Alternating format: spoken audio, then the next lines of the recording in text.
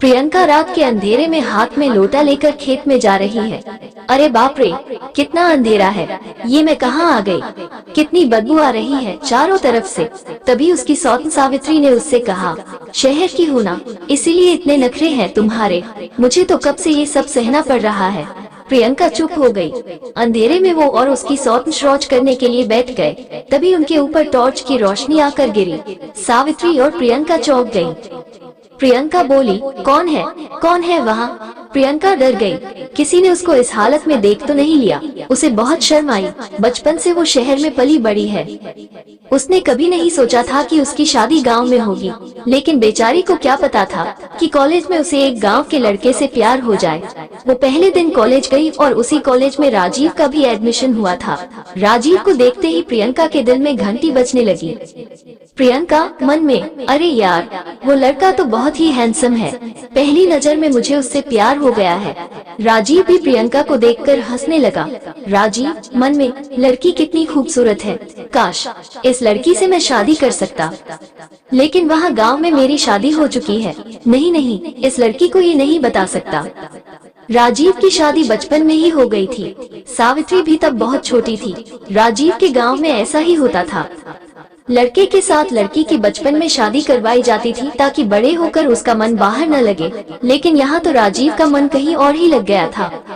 कुछ ही दिनों में राजीव के साथ प्रियंका की अच्छी दोस्ती हो गई और प्रियंका ने राजीव से कहा, राजीव, मैं तुमसे बहुत प्यार करती हूँ, मैं तुम्हारी धर्म पत्नी बनना चाहती हूँ। राजीव बोला, मैं भी तुमसे बहुत प्यार करता हूँ प्रियंका। लेकिन प्रियंका बोली, लेकिन क्या? राजीव बोला, कुछ नहीं, कॉलेज खत्म होते ही हम शादी कर लेंगे। गांव में सावित्री राजीव की मां जानकी को खुश करने में लगी हुई थी। उसे राजीव से खास प्यार नहीं था। राजीव को भी सावित्री से कुछ लगाव नहीं था। काम करते करते सावित्री की हालत खराब हो जाती थी। पता नहीं बचपन में इसी घर में मेरी शादी क्यों हुई। ये सास नहीं चुड़ैल है चुड़ैल, कितना काम करवाती है। जानकी जो बोलती थी सबको वही सुनना पड़ता था। जानकी का पति बहुत पहले मर गया था और तब से जानकी ही घर चलाती आई है। उसके पास बहुत सारी जमीन जायदाद भी है, इसलिए सिर्फ घर में ही नहीं पूरे गांव में उसका दबदबा है। राजीव को शहर में पढ़ने जाने के लिए अपनी मां को बहुत मनाना पड़ा और शहर जाते ही वो प्रियंका के प्यार में डूबने लगा। ऐसे ही 3 साल बीत गए और राजीव ने प्रियंका से शादी कर ली। प्रियंका बोलती है, राजीव, अब मुझे तुम्हारे घर ले चलो ना, मुझे गाँव बहुत पसंद है। प्रियंका बहुत खुश थी, लेकिन राजीव के मन में चिंता के काले बादल छा गए थे। राजीव बोले मन में, अरे यार, अब क्या करूं? दूसरी शादी कर ली है मैंने, अब क्या ही कर सकते हैं, ले चलता हूं इसे गांव। राजीव प्रियंका को लेकर गांव चला गया। जाते जाते शाम हो गई। राजीव ने अपनी माँ को बुलाया, माँ दरवाजा खोलिए माँ। जानकी ने दरवाजा खोला। सावित्री भी आई और प्रियंका को देखकर दोनों चौंक गए। जानकी बोलती है, ये क्या है बेटा, ये लड़की कौन है और इसके गले में मंगलसूत्र क्यों है? राजीव बोलता है, वो असल में। राजीव ने सब कुछ बताया। जानकी और सावित्री दोनों गुस्सा हो गई। राजीव शादीशुदा था, ये जानकर प्रियंका भी बहुत गुस्सा हो गई। तुमने मुझे धोखा दिया है राजीव, तुमने मुझसे झूठ बोला है।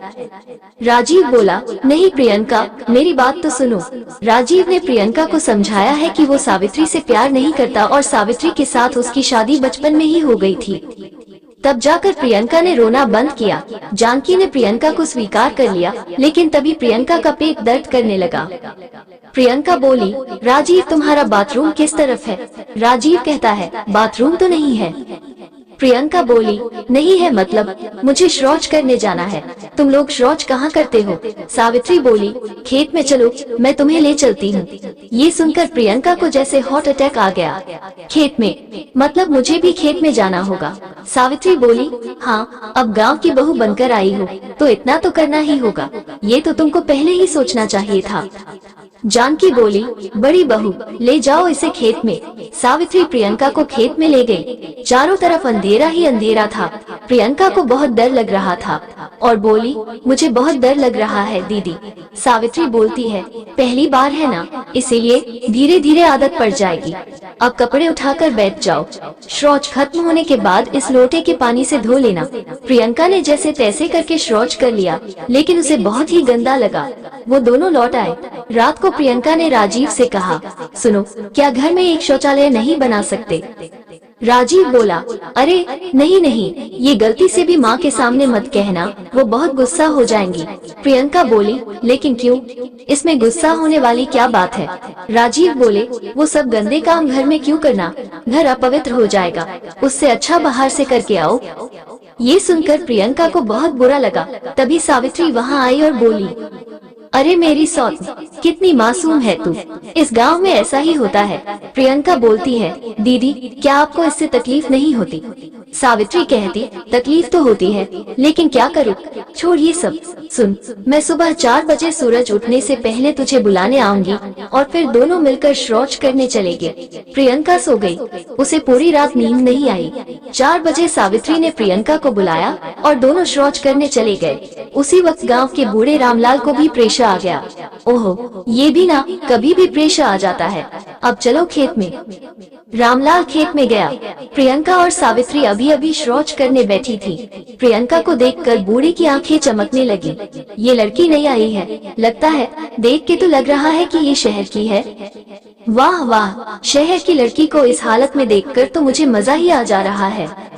बूढ़ा रामलाल आंखें फाड़ फाड़ कर देखने लगा और कहता है, अंधेरे में ठीक से दिखाई नहीं दे रहा है। रामलाल ने टॉर्च जलाया। प्रियंका के ऊपर टॉर्च की रोशनी आकर गिरी। प्रियंका डर गई। कौन है वहाँ? तभी रामलाल डर के मारे भाग गया। प्रियंका बहुत डर गई थी। उसने घर लौटकर अपनी सास से कहा, माँ जी, लगता है आज किसी ने मुझे शौच करते हुए देख लिया। सावित्री बोली, हाँ, हमारे ऊपर किसी ने टॉर्च मारा। जानकी कहती है, कोई आ गया होगा, कोई बात नहीं। प्रियंका बोली, कोई बात नहीं का क्या मतलब है? माँ जी, मेरा कोई मान सम्मान नहीं है क्या? घर में शौचालय होता तो मुझे आज कोई इस हालत में नहीं देखता। सावित्री बोलती, हाँ माँ जी, दुनिया आगे बढ़ गई है, घर में शौचालय का होना बहुत जरूरी है। ये सुनकर जानकी गुस्सा हो गई। तुम दोनों की हिम्मत कैसे हुई ये बोलने की? घर में शौचालय नहीं बन सकता। अब मुझसे इस बारे में कोई बहस नहीं करेगा, जाओ यहाँ से। प्रियंका को बहुत बुरा लगा। अगले दिन 4 बजे प्रियंका और सावित्री फिर से शौच करने गए थे। फिर से रामलाल वहाँ गया। रामलाल कहता, ओह क्या नजारा है, ऐसा नजारा अब से हर रोज देखने को मिलेगा। उसके बाद से हर रोज रामलाल चोरी छुपे देखने लगा। उसकी नीयत खराब थी। ऐसे ही दिन बीतने लगे। प्रियंका जब शौचालय के बारे में कहती तब घर में झगड़ा होने लगता।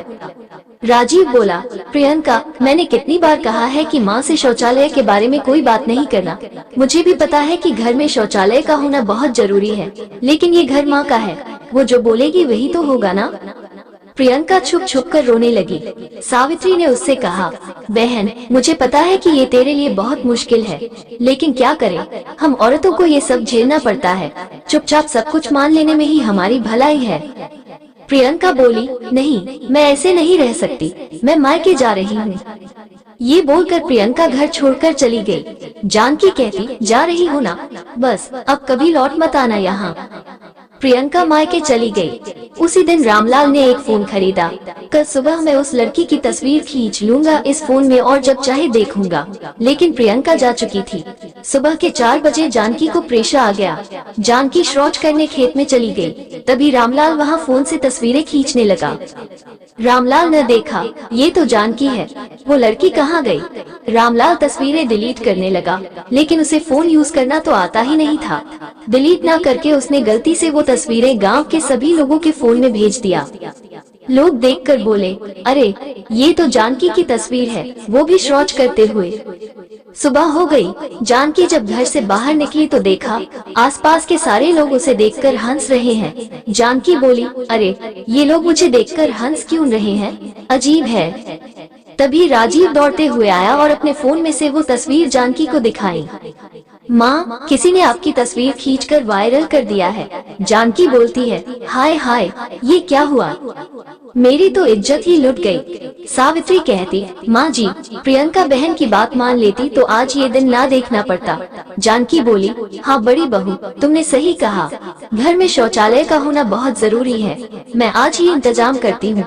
राजीव, तू शहर जा और छोटी बहू को ले आ। राजीव शहर गया और प्रियंका को ले आया। जानकी ने घर के अंदर शौचालय बनवाया।